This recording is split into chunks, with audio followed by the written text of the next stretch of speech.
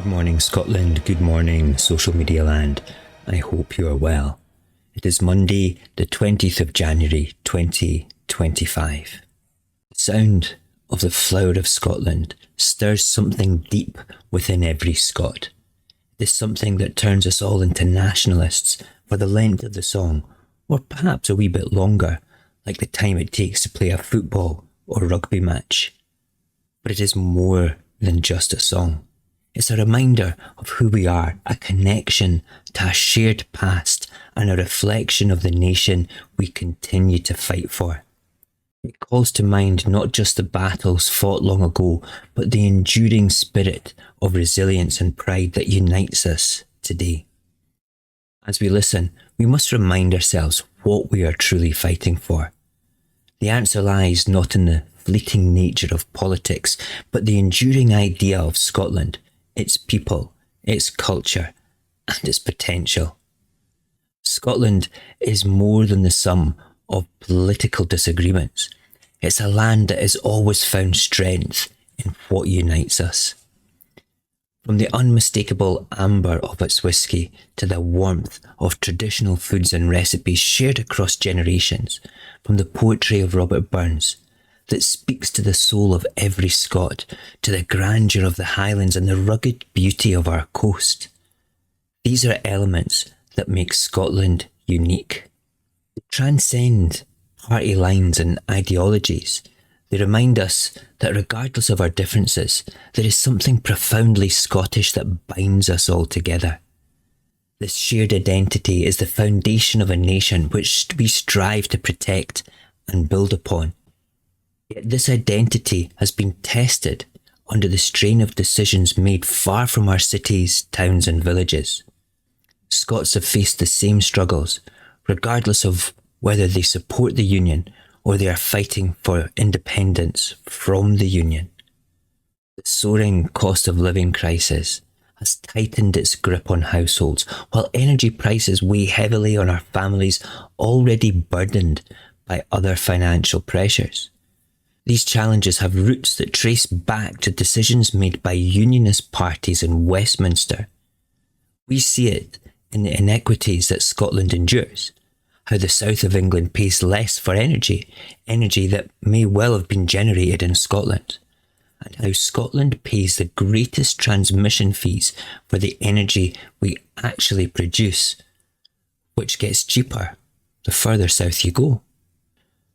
What about the waspy woman? What about our pensioners? What about the simple fact that we earn more as a nation than we spend? But every Scot has to suffer the pittance we receive back in the form of a block grant. Less than 50%, may I add.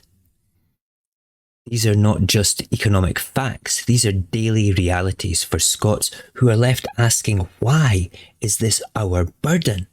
Not just indie folk that suffer from this predicament, it's every Scot. Whether you wave the jack or the saltire, we face the same fate. Amongst these struggles that we face, we must ask, what have the Union parties, directed from Westminster, ever truly done for Scotland? They promise prosperity, security, yet their policies have often brought the opposite. Austerity measures imposed by successive UK governments slashed funding to public services in Scotland, forcing us to pick up the pieces. The bedroom tax placed unnecessary financial strain on Scottish households, leaving many to depend on mitigation from the Scottish government. Welfare reforms such as the two-child benefit cap pushed more families into poverty, and Brexit, which Scotland did not vote for, has severed opportunities and damaged industries across our nation.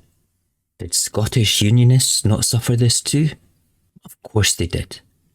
Now contrast this with the actions taken within Scotland to shield its people from harmful policies.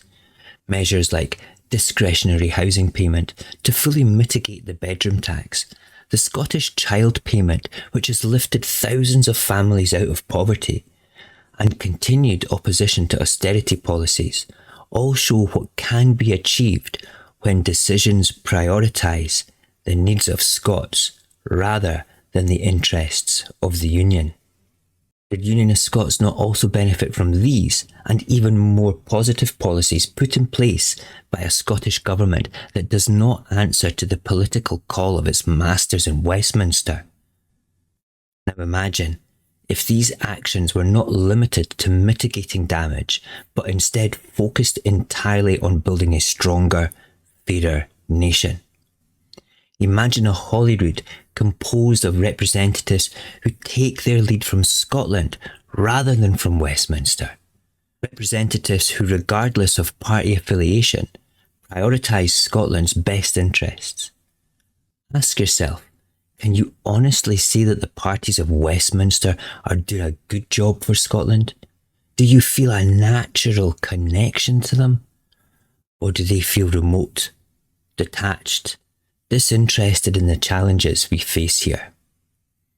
A Holyrood led by those who put Scotland first, whether in government or opposition, can only benefit the nation. Independence is not about replacing one set of crappy politicians with another, even though the replacements are closer to home. It's about ensuring that Scotland has the voice it deserves, can make the decisions for the people living here without a foreign government looking over our shoulder. Politics must not be mistaken as the end game for independence. It's a tool and a vehicle to ensure that Scotland can fully exercise its right to self-determination. Independence is not about one party or another. It's about the nation and its people.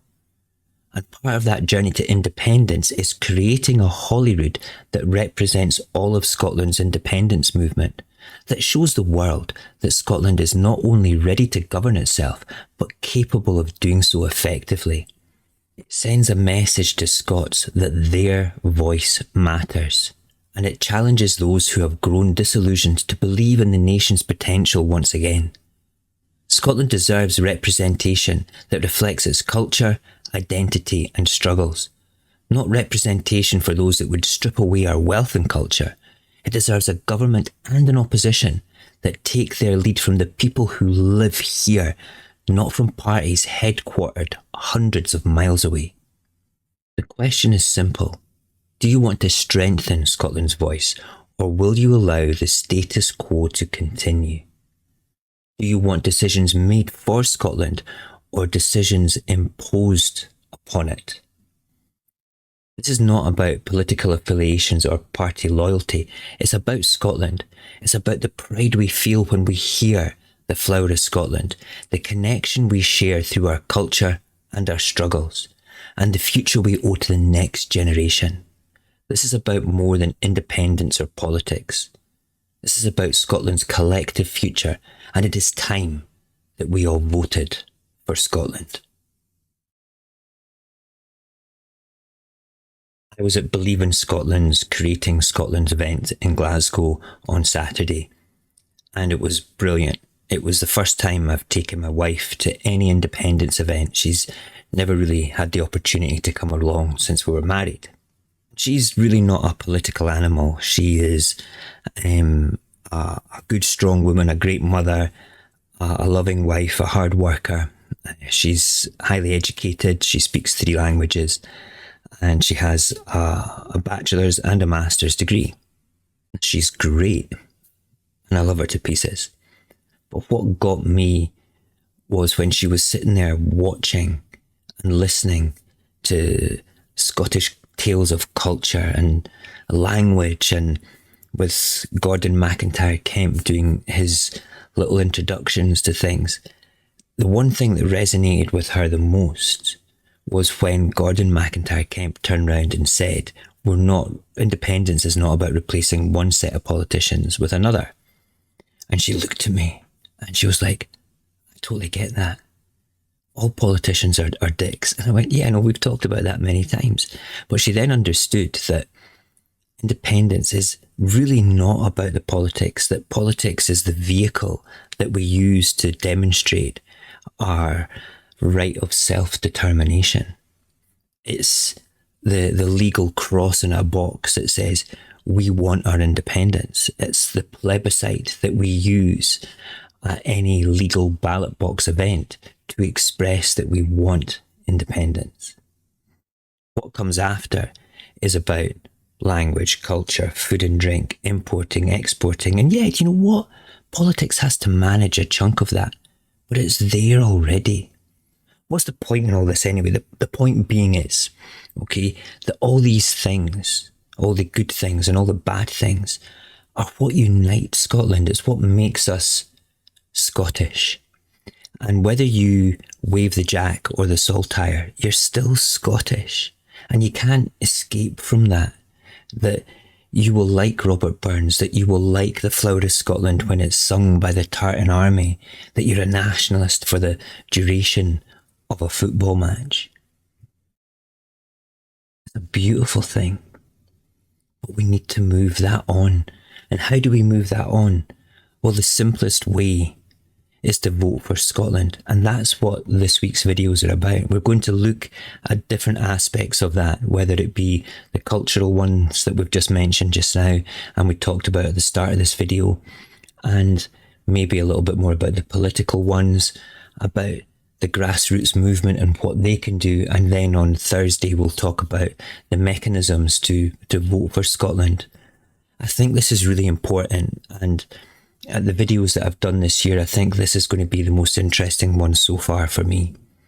So please come back tomorrow when we'll be talking a little bit more about the politics of voting for Scotland. Hope you can join us.